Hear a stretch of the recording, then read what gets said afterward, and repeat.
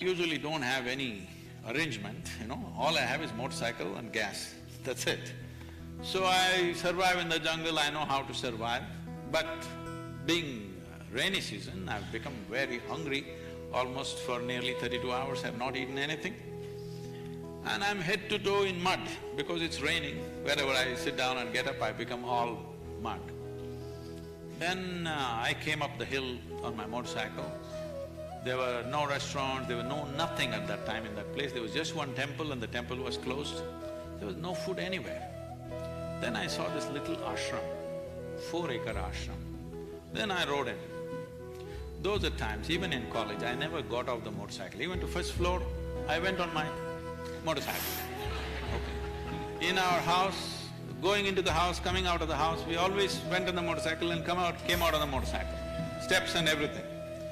So I rode up and there were about 6-7 steps to go to his little hermitage that was there. I rode up that and I'm explaining this simply to make you understand how wacky the mind is.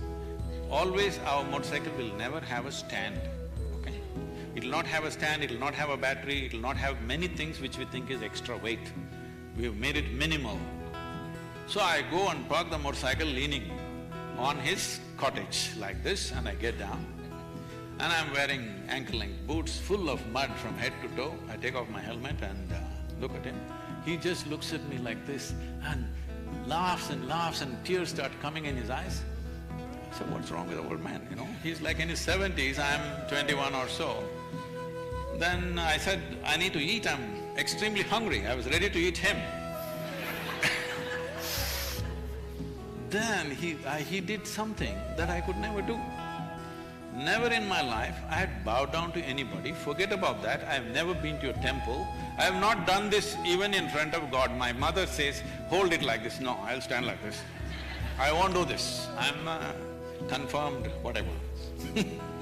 So this man comes and falls at my feet and my muddy boots, he holds it in his hands and weeps.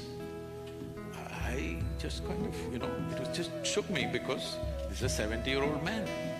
Then I said, no, what are you doing? I just need to eat, I don't need this. Then he took me inside and he tried to unlace my boots. I said, don't do that, and I put my boots outside and went inside and sat. He baked some bread, he had nothing else, he bakes his own bread, he baked bread and he gave me a jar of honey.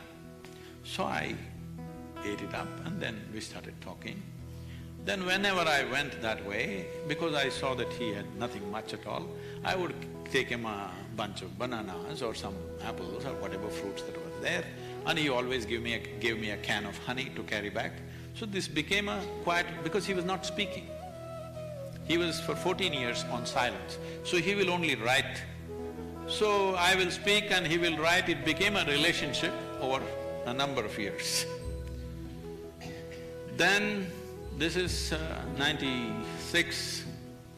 It was a big controversy where… Yes, that's what I'm saying. In it was 96. everywhere on the TV where all his life he worked towards wanting to get Mahasamadhi, and when he found you and you told him the techniques, and when he was about to get there, apparently the government got involved and like, you cannot do that. In 1996 he announced, I'm 74 years of age right now, I don't want to die as a rogi, I want to die as a yogi. So when the Uttarayana comes, that is after this winter solstice happens, I will leave my body. He announced in the month of April or May, I'm not very sure. And media got to know. No, media came. Then at that time I was there and he told me this and we discussed a few things and my wife Vijay and my daughter were sitting there. And we went into all kinds of details which we never speak about.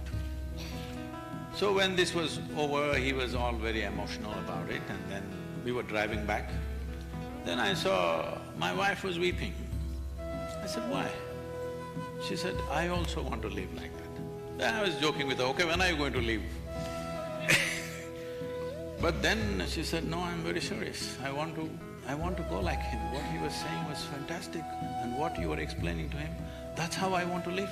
I said, why do you want to leave? Because 12 years of marriage, we've been traveling. People have been absolutely wonderful to us everywhere, but there is no home as such, we're always on the move. So just then, we were building a small place to live. I said, just now you're getting a home after 12 years, And the girl was only 7 years of age. I said, why now? She said, right now, everything within me is wonderful. Everything around me is just the way I want it. This is the time I want to live. I don't want to live when things are wrong. I don't want to live when I'm not well or something is not well. I just thought, because she was intense. Either she is at the peak of joy or at the dumps. She doesn't know in between. She would hit the peak or she would go down, but she never knew the in between. And she's not a great practitioner of yoga. Something she was keeping her normal practice, but nothing much. Only thing is she was intense person. There was no moment of dullness with her, she was always intense. So she took up the sadhana so intensely. From the month of August it started, and she started announcing to everybody, in the month of February I will leave. I said, why are you talking about this rubbish? People will make a joke out of you. She said, no, I'm leaving in February. And she started telling the girl. I said, please don't disturb the girl, what will she think, 7-year-old girl? But she brought the girl to that level of understanding. The girl's birthday is in March, this is in January. Then we went to see Nirmalandha for the last time. He wrote a letter to me saying that this is the last letter he was writing every day 100 letters to people all over the world. That's his only communication. So he wrote one letter to me saying this is my last letter, and so we went to see him. He left on January 8th or 10th, I don't remember. But Sadhguru, there was a lot of resistance for that. When he said he'll leave on this date, the so-called rationalists moved the court. Imagine the very day which you're preparing for so many years.